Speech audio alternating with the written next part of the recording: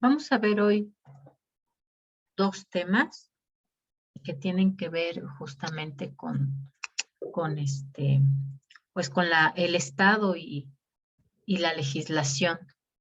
A ustedes les va a tocar elaborar un pequeño ensayo. Tiene que ser más allá de 2 cuartillas. Que retome, bueno, se los voy a anotar acá para que lo puedan ver.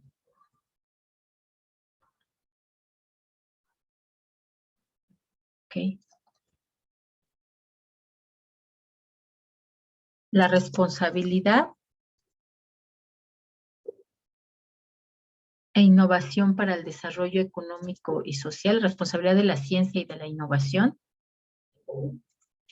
y que hable justamente de los retos para el desarrollo sustentable. De hecho, ya vimos cuando estuvimos viendo estos temas de ciudades, de metrópolis, etc., estuvimos ya hablando, pues justamente de este tema, ¿no? Que eran los grandes retos que hay en materia de desarrollo sustentable en temas de vivienda, de transporte, de ciudades, de calidad de vida, de cuidado ambiental. Lo hemos visto también con los ODS.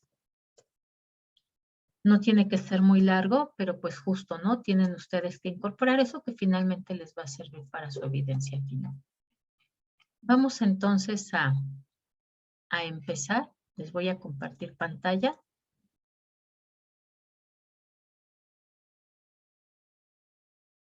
Ok.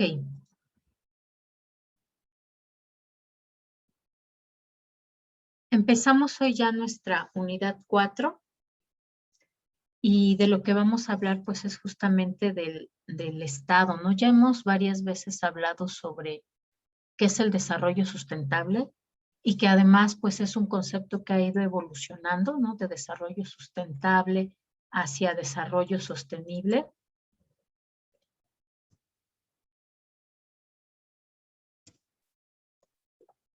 Y pues que ha ido incorporando nuevos temas para hablar justamente de esta equidad generacional, que era como la primera idea del concepto de desarrollo sustentable, que sigue girando alrededor de estos 3 ejes, que son medio ambiente, sociedad y economía, pero pues que justamente implica que hay que tener acuerdos nacionales e internacionales para efectivamente poder permitir que las generaciones futuras pues puedan seguir disfrutando de lo que nosotros disfrutamos, particularmente en medio ambiente. Hay un concepto o una teoría, bueno, no es teoría, es un concepto, un desarrollo,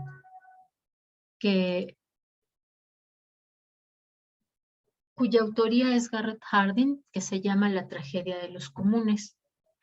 Esta tragedia de los comunes pues nos dice que en el caso de los recursos naturales que son de uso colectivo, siempre van a terminar en un proceso de sobreexplotación y que justamente van a tender a terminar destruidos o agotados, ¿no? Este concepto tiene 2 interpretaciones. Por un lado, la economía ambiental lo ha tomado para justificar que la solución para los recursos naturales y para evitar esta sobreexplotación y agotamiento, pues es que todos los recursos tengan una propiedad privada, ¿no? Ese es como el razonamiento que hace la economía ambiental. Y por otro lado tenemos el enfoque de la economía ecológica que nos dice, bueno, por un lado, para poder evitar esta sobreexplotación y este agotamiento de los recursos naturales, pues hace falta que el Estado trabaje generando leyes, acuerdos, normas, convenios que justamente regulen el comportamiento de los seres humanos para evitar justamente esta sobreexplotación y agotamiento.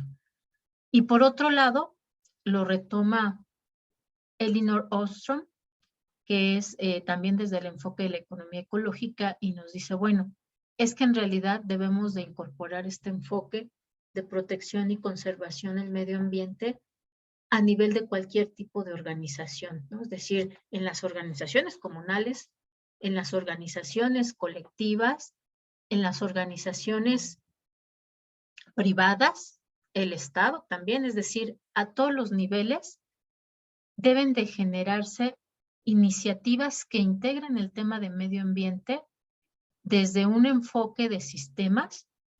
El enfoque de Elinor Ostrom en particular es el enfoque socioambiental.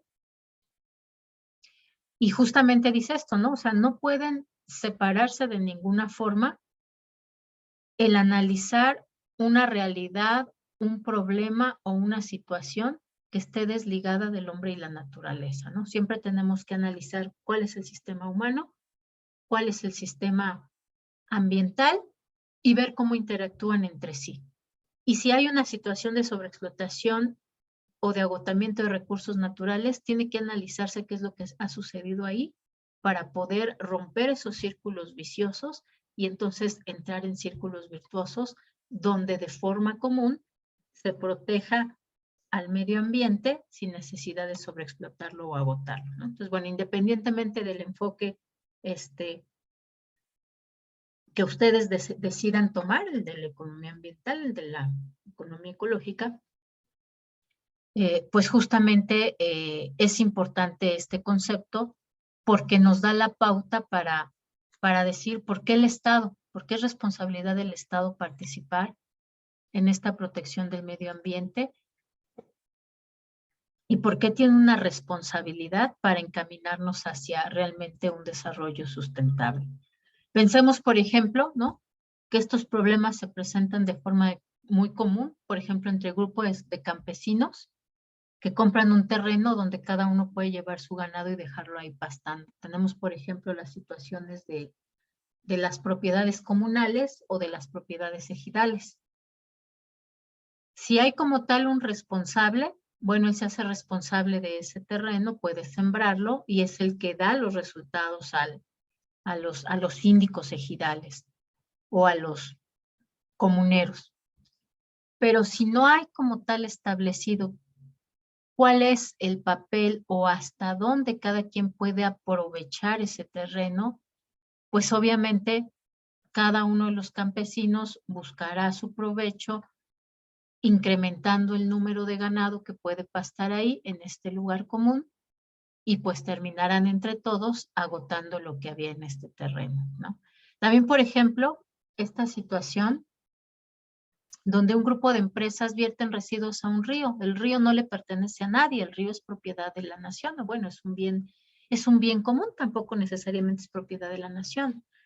Sin embargo, pues a lo mejor llega una empresa y dice, bueno, pues yo solamente emito aguas grises, no tengo residuos peligrosos, puedo vertirlos al río y el río se encargará de filtrar y de limpiar esas aguas grises que yo arrojo. Pero ¿qué pasa cuando empieza a crecer el número de empresas o la ciudad, ¿no? Ya no solamente será una empresa, será un grupo. Se agregarán además, por supuesto, los residuos generados por las personas que viven ahí cerca, por los trabajadores. Entonces, puede suceder lo mismo, ¿no? Que al no haber como tal un propietario que diga, oye, no arrojes eso, o tal vez cuando no hay una fortaleza del gobierno local, federal o estatal, para decir, no, las normas aquí son estas, no puedes arrojar, tienes que tratar antes tus aguas, no puedes arrojarlas tal cual al río, aun cuando sean aguas grises. Pensemos también, por ejemplo, en esta eterna disyuntiva que hay entre un grupo de pescadores y la pesca industrial. Ya les había yo dejado ver unas películas, ¿no? La de Cowspiracy y la del Mundo Según Monsanto. ¿Sí se los había dejado o no? Creo que sí. Ya en otra presentación se las dejé. Bueno, ahora van a ver otra que se llama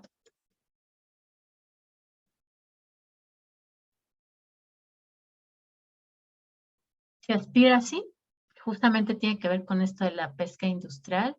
Está disponible en Netflix y la vi alguna vez disponible también, bueno, hace poquito, disponible en YouTube. pero ya ven que luego ahí bajan las películas completas, ¿no? Entonces, vean esa película. Y les voy a encargar, que va relacionado con el tema que vamos a ver mañana, otra película que se llama, a lo mejor ya también ya la vieron,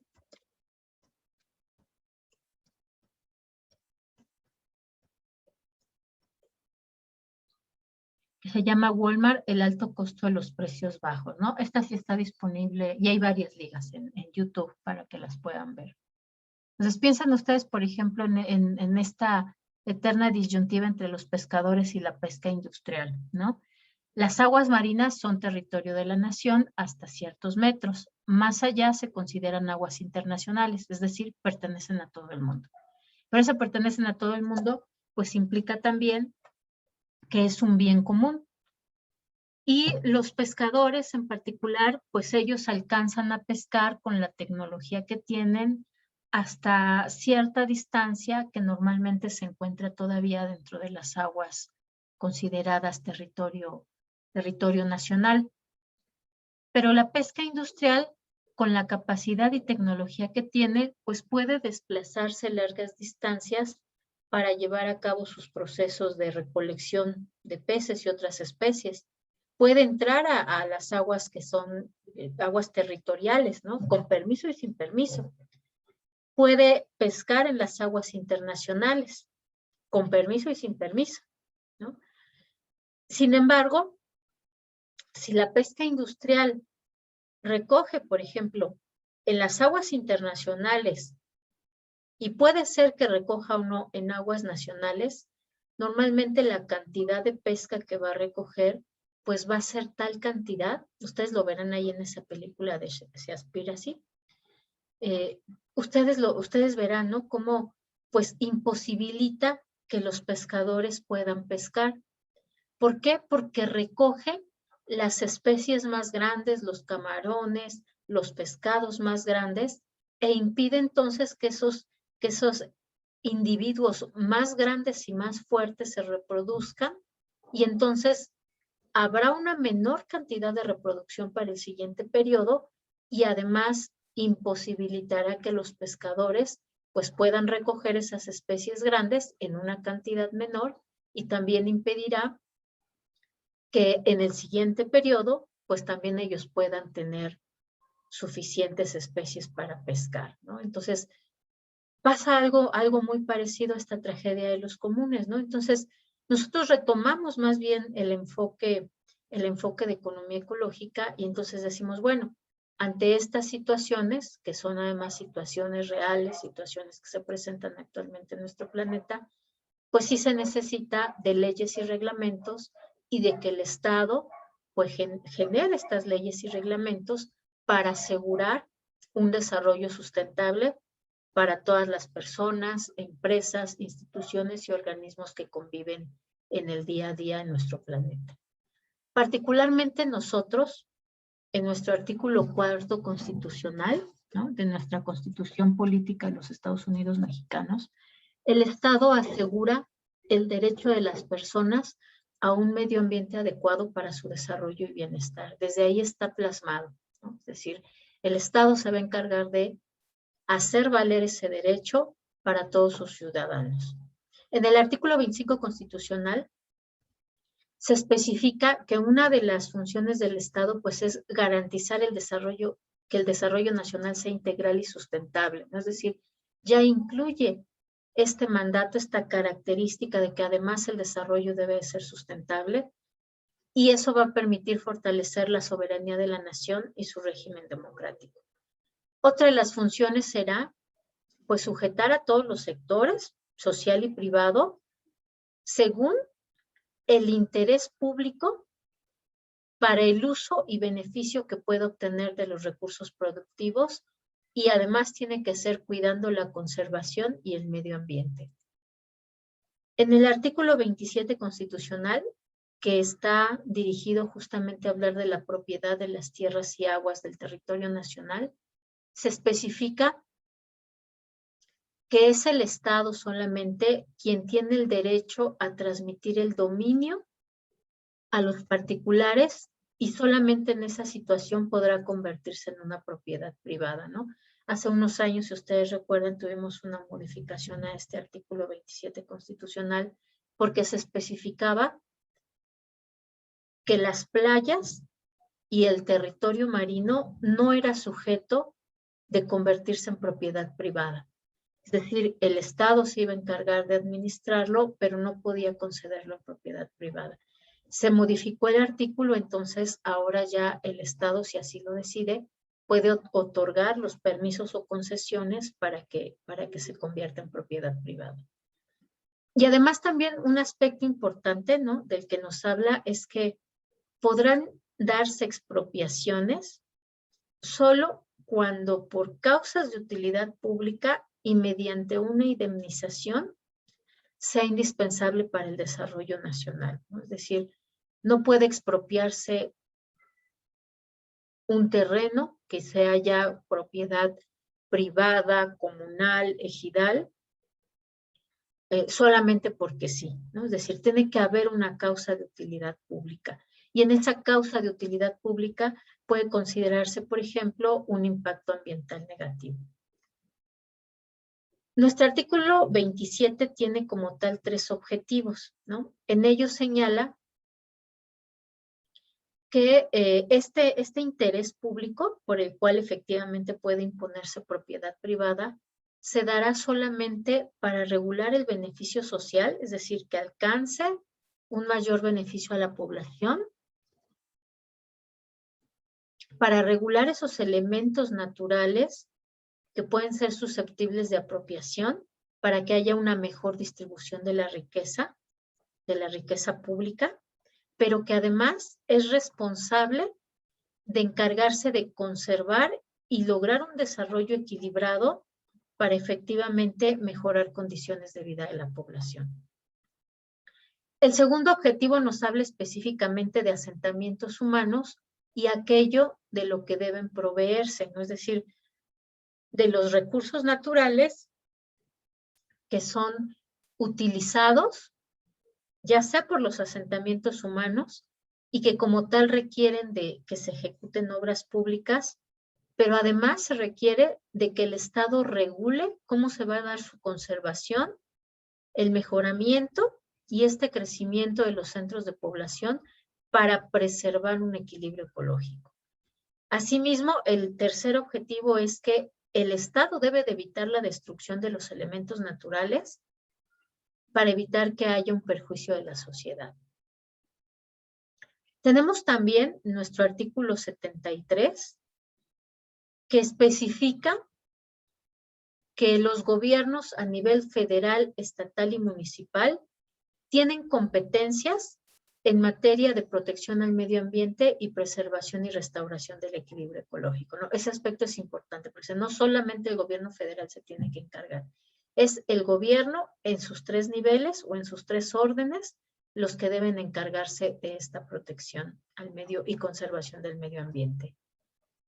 En el artículo 115 constitucional se especifica que los estados adoptan, bueno, el régimen que consideren adecuado, particularmente en nuestro país es la forma de gobierno republicano, representativo, popular, pero se basa justamente en esa división territorial y la organización política del municipio libre, ¿no? Es decir, aquí le da los poderes a estos órdenes de gobierno, pero señala que una base muy importante justamente es ese territorio. Por eso, en el artículo 73 se especifican que además es obligación, ¿no?, de estos órdenes de gobierno el encargarse de cuidar y conservar el equilibrio ecológico. En el artículo 122 constitucional, artículo 44, ahí se especifica cuál es la naturaleza jurídica del Distrito Federal, ahora Ciudad de México, y también especifica cuáles van a ser esos niveles, ¿no?, esos órdenes de gobierno que se van a considerar. Este enfoque en nuestro país, particularmente del desarrollo de las leyes, pues tiene ya también una historia larga, ¿no? Particularmente empieza ya en su forma moderna a partir de 1972 con la creación de una subsecretaría de mejoramiento del ambiente y dirección de impacto ambiental.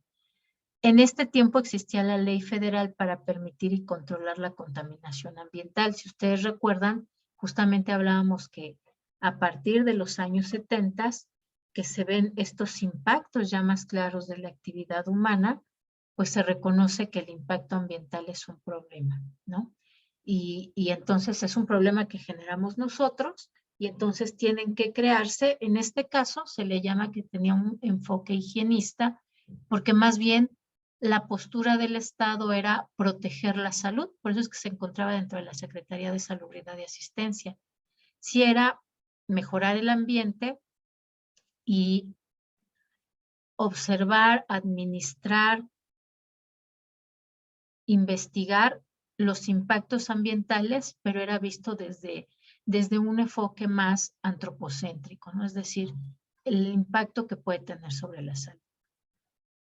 También se crea la Secretaría de Asentamientos Humanos y Obras Públicas y se crea la primera ley federal para la protección al ambiente. En este caso, si ven, cambia un poquito el enfoque, ya no nada más es para proteger a la población en materia de salud, sino que ya también se reconoce que es necesario proteger al medio ambiente en general, ¿no? También como un ente sujeto de derechos. En los 80s entonces se retoma un enfoque más urbano. Se crea la Secretaría de Desarrollo Urbano y Ecología y su Subsecretaría de Ecología, que justamente pues retoman esta Ley Federal de Protección al Ambiente, ya para tomar medidas en materia sobre todo de ciudades, porque se reconocía que en las ciudades pues era donde había mayores impactos ambientales. A partir de los 90, particularmente, bueno, en el 92, se crea la Ley General de Equilibrio Ecológico y Protección Ambiental para el manejo integral de recursos naturales y desarrollo sustentable, que es nuestra actual LEGEPA, ¿no? Esta ley, pues justamente lo que buscaba era ya ahora darle un enfoque de gestión ambiental, es decir, transita de proteger al ser humano o al ciudadano a proteger el ambiente del impacto urbano hacia integrar en las actividades una gestión ambiental. Se crean entonces también instituciones que son muy importantes en nuestro país en materia de medio ambiente, como la Secretaría de Desarrollo Social, la Profecpa. Surge en esta época el Instituto Nacional de Ecología, que sustituye a lo que era entonces la Subsecretaría de Ecología. El Instituto Nacional de Ecología crea una Dirección General de Planeación Ecológica y una Dirección de Impacto Ambiental. Es decir, ya se iba a atacar de dos formas estos impactos al medio ambiente. Por un lado, pues haciendo planeación del territorio y por otro lado, pues tratando de gestionar los posibles impactos del medio ambiente. Se crea la Profepa, que es la institución que se encarga, la Procuraduría Federal de Protección del Medio Ambiente, de inspeccionar y vigilar estas resoluciones que desarrollaba el INE, ¿no? Es decir, aquí se empiezan a desarrollar leyes, normas en materia de medio ambiente y de ecología. A mediados de los 90, pues nace ahora sí la Semarnat, ya deja de ser parte de la Secretaría de Salubridad o de la Secretaría de Obras Públicas o de la Secretaría de Desarrollo Social y se crea una Secretaría de Medio Ambiente, Recursos Naturales, Agricultura y Pesca. Es decir, sí tenía ya más funciones, pero ya se crea con este enfoque específico para encargarse de temas de medio ambiente y de recursos naturales. El Instituto Nacional de Ecología crea a su vez su Dirección General de Ordenamiento Ecológico, ya no solamente planeación ecológica, sino ya ordenamiento ecológico del territorio. Se encarga también, por supuesto, de continuar los avances en materia de normas, leyes e instrumentos de política en materia de impacto ambiental y crea la Dirección de Impacto Ambiental. Continúa la Profepa con sus funciones y hacia el año 2000, pues cambiamos de Semarnat a Semarnat. Ya nada más es Secretaría de Medio Ambiente y Recursos Naturales. Ya la parte de Agricultura y Pesca pasa a otra secretaría y se crea una subsecretaría específica para protección ambiental, ¿no? También ya con este enfoque de decir, sí, efectivamente tenemos que proteger al ser humano, tenemos que organizar las ciudades, pero además también tenemos que proteger al medio ambiente. Se crea además una dirección de riesgos ambientales para tratar justamente de planificar y ordenar ecológicamente el territorio, y continúa la existencia de la Profepa hasta la fecha. Y bueno, eso es como el recorrido en materia de nuestras instituciones y las leyes que el Estado ha creado para encargarse de esta responsabilidad que es, pues, llevarnos a un camino hacia un desarrollo sustentable, protegiendo y conservando el medio ambiente y sobre todo, pues, logrando este equilibrio ecológico.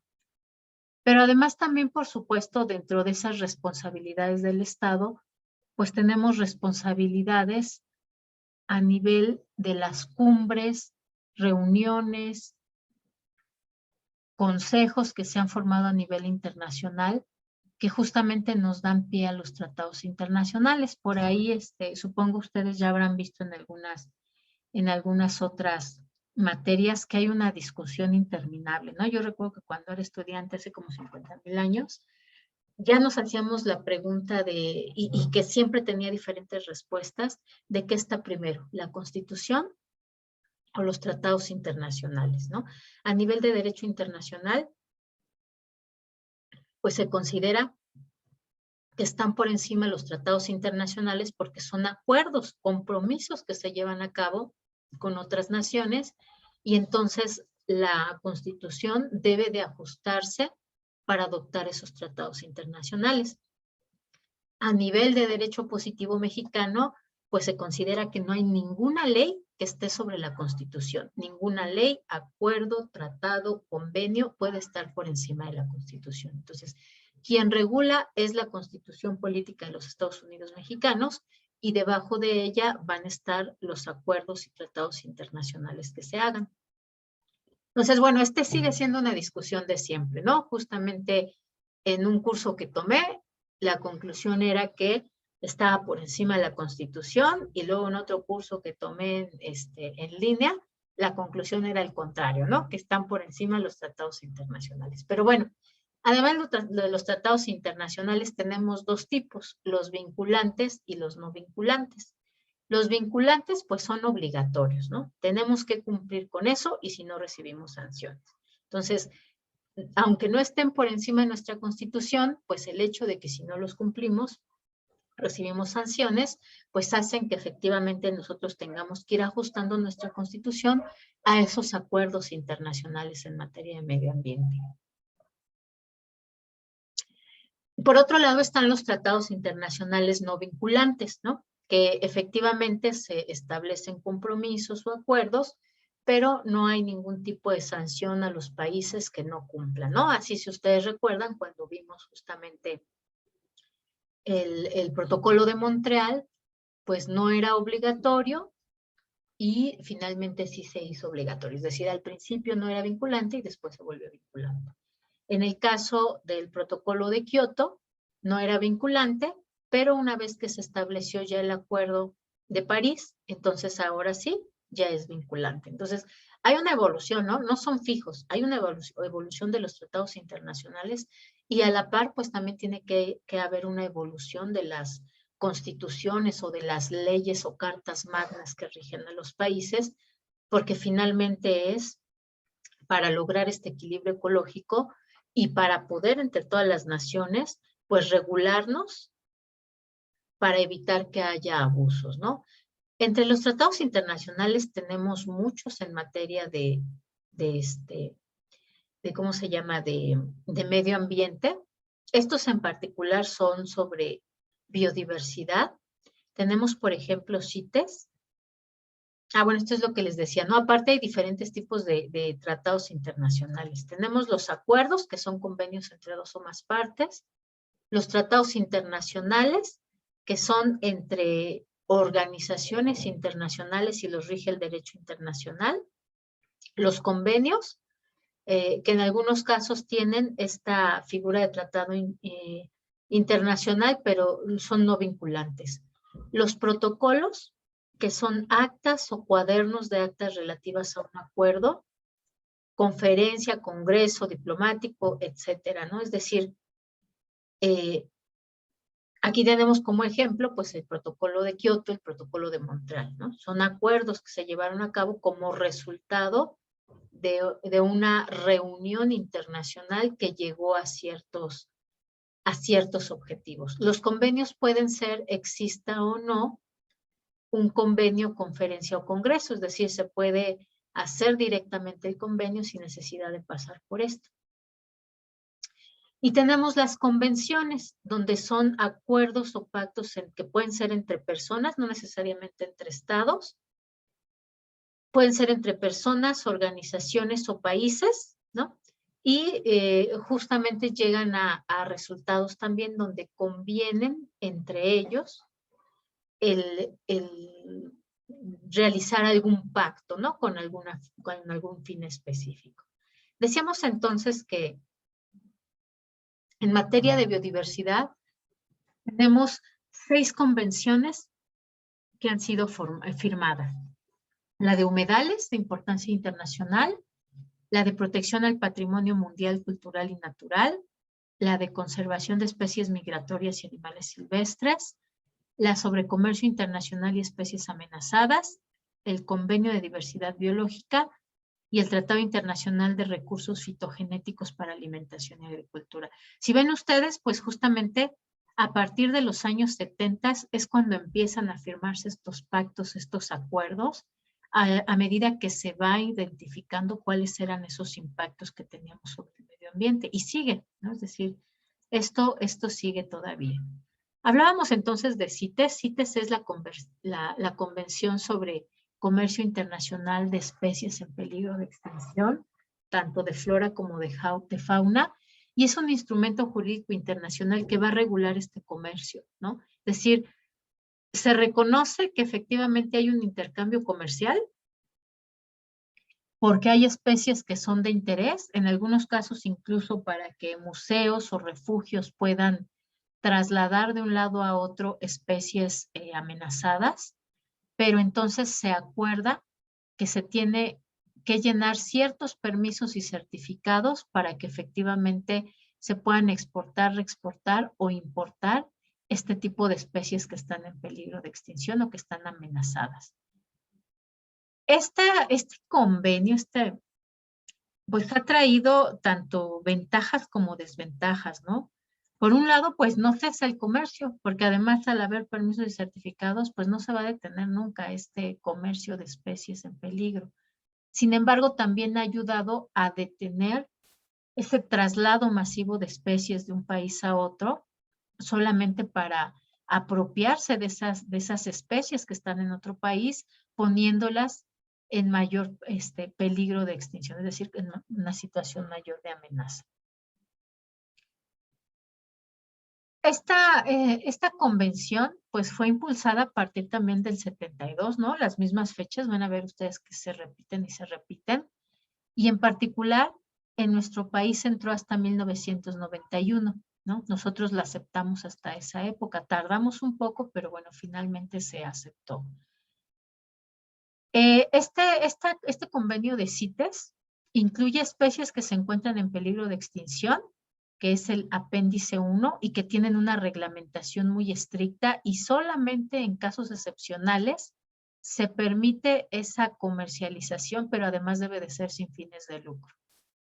Es decir, se pueden llevar a refugios, se pueden llevar a instituciones que se encargan de protegerlo, de estudiarlos, pero no puede haber un fin de lucro. En el apéndice 2 son especies que no están en peligro de extinción, pero están amenazadas, ¿no? Es decir, podrían llegar a estar amenazadas, perdón, en peligro de extinción si no se regula el comercio que hay sobre ellos. Y además incluye algo que le llaman las especies similares, que muchas veces pueden ser confundidas con otras especies que sí se encuentran en peligro de extinción. Entonces, justamente la idea es para evitar tanto que haya fraudes como que, pues al momento de estarse equivocando o confundir estas especies, vayan también en poner en peligro de extinción alguna de esas otras especies. Y en el apéndice 3 se encuentran las especies que cada uno de los países tiene protegidas de forma interna y que solamente puede tenerse explotación de ellas, es decir, aquí sí se permite los fines de lucro, pero siempre y cuando haya acuerdos y cooperación entre los países. Otro de estos acuerdos internacionales es la Convención de la Diversidad Biológica, también es una convención.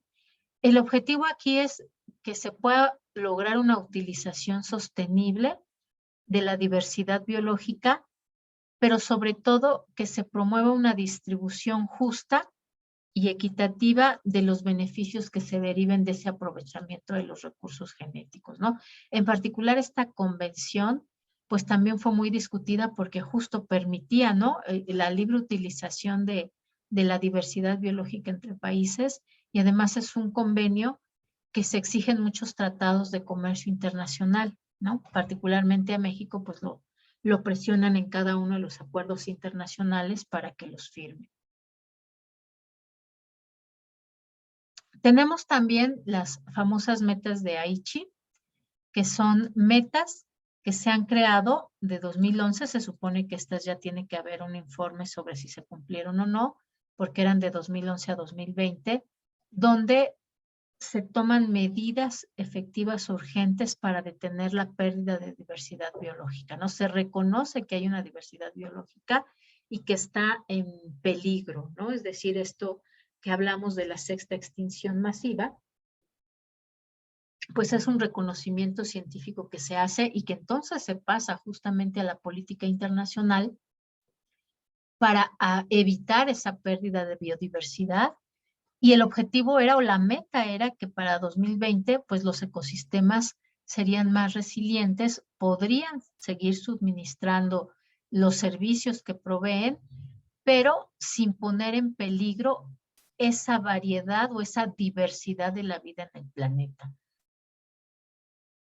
En particular, hay una gran presión, se reconoce que hay una gran presión sobre ciertas especies y en general sobre la diversidad biológica.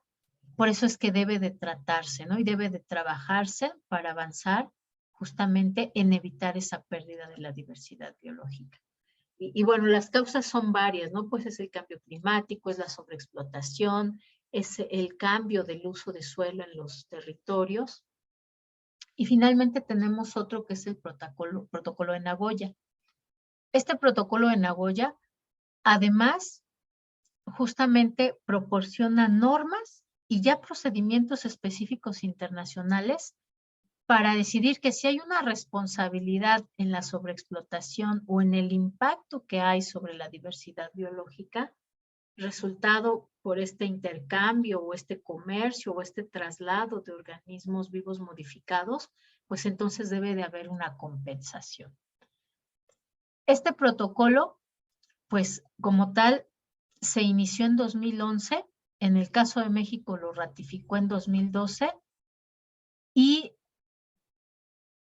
aún están algunas de estas ratificaciones pendientes para que entre en vigor en su totalidad, ¿no? Entonces, este es muy importante porque es algunos de los protocolos internacionales que se han atenido, pues los pueblos en nuestro país que han estado luchando contra la introducción de estos OGMs, ¿no? Organismos genéticamente modificados.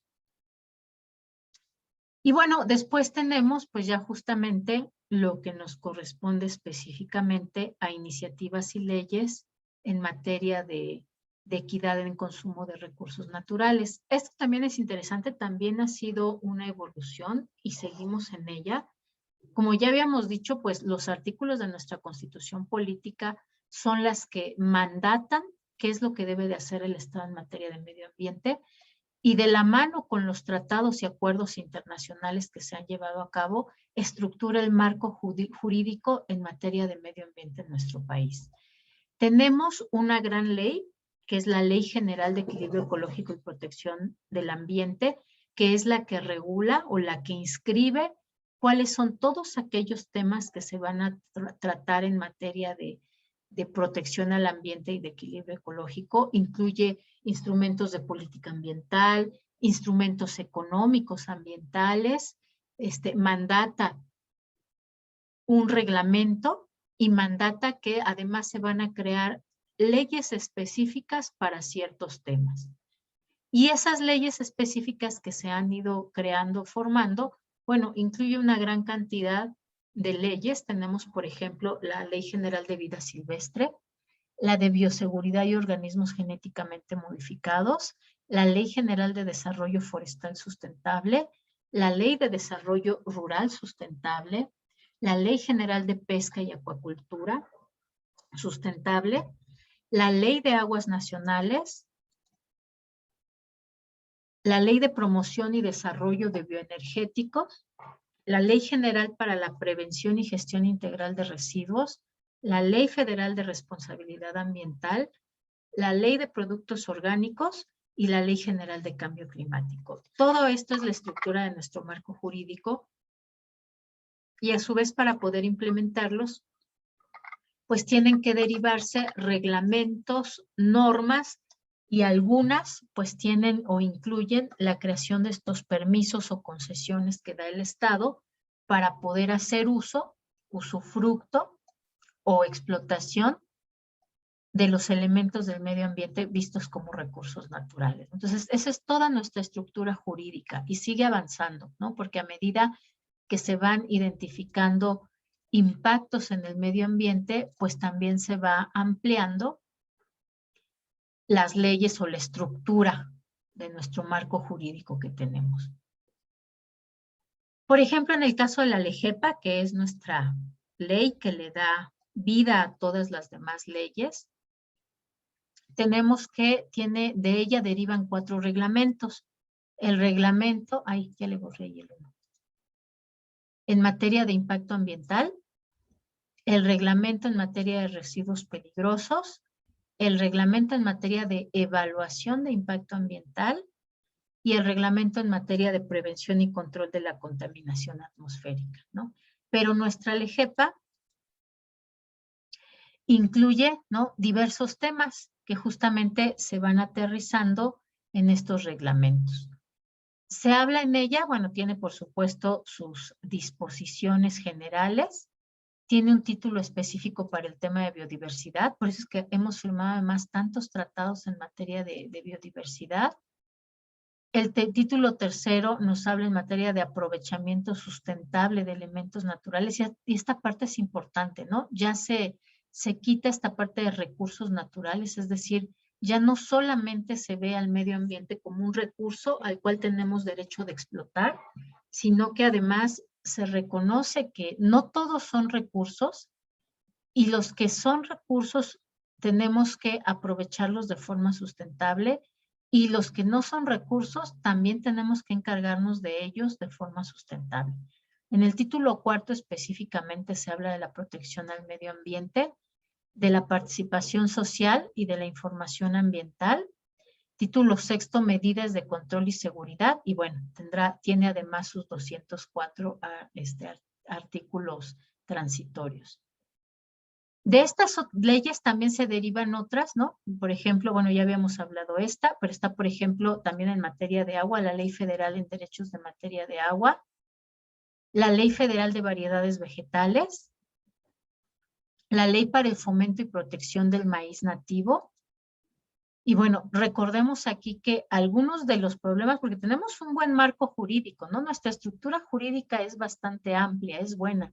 Sin embargo, pues siempre hay esta disyuntiva entre cuáles son los problemas que se tienen en las 3 instancias para poder ejercer y poder aplicar realmente estas leyes.